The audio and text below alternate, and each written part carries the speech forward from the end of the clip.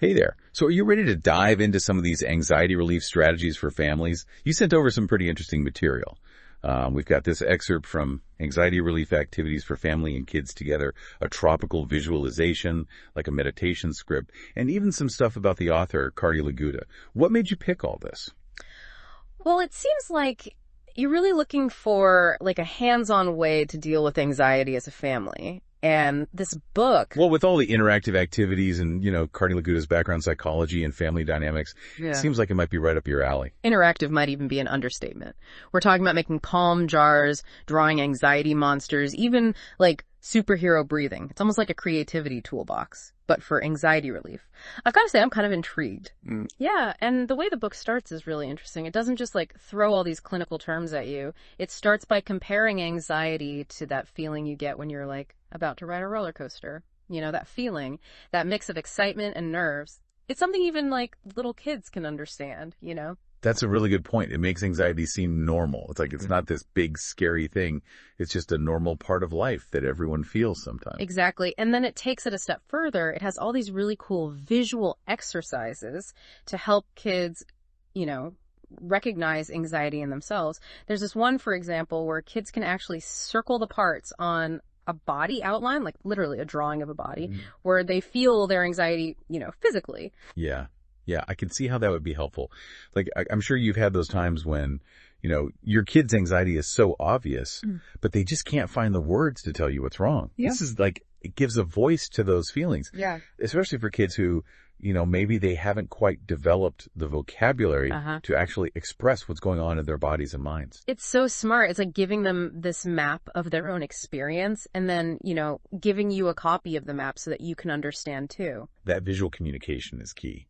Especially for families, right? I mean, it's like building this bridge of understanding. Absolutely. And speaking of understanding, the book talks about this concept of the inner voice, which we all know can be, a cheerleader, but also kind of a downer sometimes. Have you ever noticed that with your family at all? Oh, totally. It's like 1 minute, it's all, you got this, you can do it. And then the next, it's this chorus of what ifs and I can'ts. Exactly. And to make that inner voice idea, which is kind of abstract, more real for kids, the book has them actually draw their anxiety, like as a monster. Okay, I love this. It takes something that's so intangible, like you said, abstract, and makes it concrete, makes it even like kind of silly. It's like, all right, anxiety monster, I see you. You've got 6 eyes and mismatched socks. Okay, you're not so scary anymore. Exactly. And once they've done that, once they've kind of put it out there, the book then gives them ways to actually challenge those negative thoughts and like flip the script. It's about teaching kids to be their own like inner cheerleader. It's so true. I mean, it's so easy to get stuck in those negative self-talk loops, even as adults. Can you imagine though, learning those resilience skills early on and through fun, creative things like that? It's really powerful stuff. It really is. And the book stresses how creative expression can be so therapeutic for anxiety. Like, there are all these activities for kids to draw their feelings and then share those drawings with their families. Again, it all comes back to that open communication. Oh, and speaking of creative expression, there's this really cool activity where kids create stories about, like, characters that have special powers to deal with anxiety. It's like giving kids a chance to like imagine themselves as this superhero, and then they get to conquer their fears in this safe space, this imaginative world. I love that. It reminds me of how much kids learn through play. It's not a lecture on anxiety. It's let's use our imaginations to work through this and like give those worries a run for their money. Exactly. And speaking of finding ways to, calm those racing thoughts, the book also has a whole section on mindfulness and relaxation techniques. Like, it even introduces these simple yoga poses that are perfect for kids and adults. Yoga with the family. I'm feeling more zen already just thinking about it. But seriously, even just holding those poses for like a few breaths can really make a difference. Absolutely. It's about creating that sense of calm, that grounding, both like physically and mentally. And while we're on the topic of calming techniques, we have to talk about guided imagery, which actually you sent over a great example of. You mean that amazing tropical visualization, the meditation script? I mean, that's guided imagery in action. It's like, it sounds like a dream vacation. Exactly. The script creates this super vivid picture of a peaceful beach. It makes you think about all your senses. It lets families like escape into this world of relaxation together. It really is amazing how powerful, like just using our senses can be, when you're trying to kind of shift your mindset. Like close your eyes, imagine a beach, and suddenly all that anxiety feels like a million miles away. It really is. It's like you hit the pause button on all those worries and you just get to be present in that moment of calm. And the book doesn't stop there with the whole like relaxation thing. It also talks about how important it is to create family rituals and traditions, as a way to connect more and just ease anxiety in general. Like think family game nights, monthly outings, anything that makes those bonds stronger and creates good memories. It's so true, though. We all need those little moments of joy and connection, right? Especially in our busy lives. It's like we're building up this like reservoir of resilience that we can draw from when things get tough. But, I'm curious. You sent over some material about something called restless leg syndrome, or RLS. How does that fit in with everything else? Oh, that's a great question. Okay, so the book is mostly about anxiety relief activities, right? But it does point out that sometimes there are like underlying things that can make it even harder to deal with anxiety. And RLS is one of those things. It can affect anyone, kids and adults.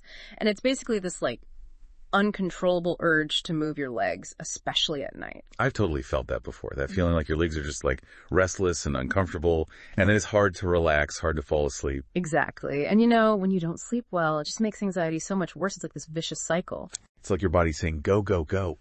When really what you need is to just like slow down, rest, recharge.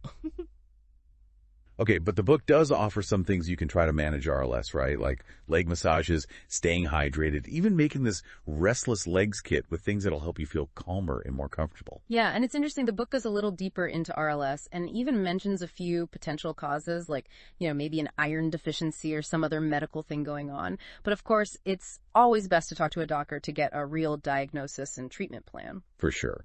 And this deep dive is all about giving you information and helpful stuff. But it's definitely not a replacement for actual medical advice. Speaking of helpful stuff, though, the book is full of these, like, proactive ways to manage anxiety as a family. Things like routine charts, relaxation time charts, even just personal journals. I love those. They're so good for going from feeling totally overwhelmed to like, okay, I can do this. I can take control. Imagine being able to actually see your family's progress, celebrate those little wins and just notice the patterns in what triggers your anxiety. It's like becoming an anxiety detective. You're gathering clues, you're looking for patterns, you're coming up with strategies. Who doesn't love a good mystery? Exactly. And let's not forget about how powerful play and laughter can be when it comes to anxiety relief. The book is full of fun family activities, like everything from word searches and crosswords to like creating your own family recipes. Oh, I love that. It's such a good reminder that at the end of the day, joy and connection are so powerful. They're like the antidotes to all that stress and worry. When families make time for those positive experiences together, it's like they're building up this force field of good vibes. I love that analogy. It's so true. And what's really cool is that the book doesn't just like end on the last page. There's this whole digital bonus section with even more activities and stuff. Oh, right. There's that QR code you can scan. And it's like unlocking this treasure chest of coloring pages, creative prompts, and I even heard there might be a secret recipe for anxiety-reducing cookies. Okay, I made that last part up, but you get the idea. It's all about keeping that momentum going, and if you just can't get enough of Cardi Laguda's wisdom, he's written a ton of other books on similar topics. Yeah, I was going to say, we were talking gratitude journals, meditation guides, even books specifically about like learning to love yourself more and really prioritizing family time. It's like he's created this whole library dedicated to helping families thrive. Yeah, it really shows. You can tell that this is so much more than just writing to him. It's like a passion project, a mission to give families the tools to handle all of life's ups and downs with more resilience, more joy, all of it. It's really something, Seeing an author so focused on giving families these actual tools to deal with stress and anxiety. But I'm not going to lie, even with all this amazing information, it's easy to feel like a little overwhelmed, right? Like, okay, where do I even start? Yeah. So as we're wrapping up this deep dive, yeah, what's like one big takeaway you hope our listener really gets from all of this? For me, it always comes back to that idea that knowledge is power, especially with anxiety, The more you actually understand about what anxiety is, where it comes from, how it shows up in your family, all of that, well, the less control it has over you. Yeah. It's like that saying, you have to name it to tame it. And this book really gives you that. It gives you the language, the understanding to actually have those conversations about anxiety with your family. Exactly. And it's not just about like understanding anxiety in this like theoretical way. This book is all about actually doing something. It gives you real tools, strategies, to actually make a change. So it's less about trying to get rid of anxiety completely, because let's be real, it's probably not going to happen. It's more about shifting how you see it, building up that resilience, learning how to work through those anxious moments, but in a healthier way. Exactly. It's about giving your family the tools to not just survive anxiety, but to actually thrive in spite of it. Yes, I love that. It's about taking back your family's time and energy and putting it towards what really matters. Right? Yeah. Connection, joy, building those strong relationships. So with all that said, what's one small, doable thing our listener could do this week to kind of like put all this into practice? I'd say pick one activity, just one, something from this deep dive that really spoke to you, and try it out with your family. Maybe it's making a calm jar together, or trying out some of that superhero breathing before school, or even just like starting a gratitude journal as a family. The important thing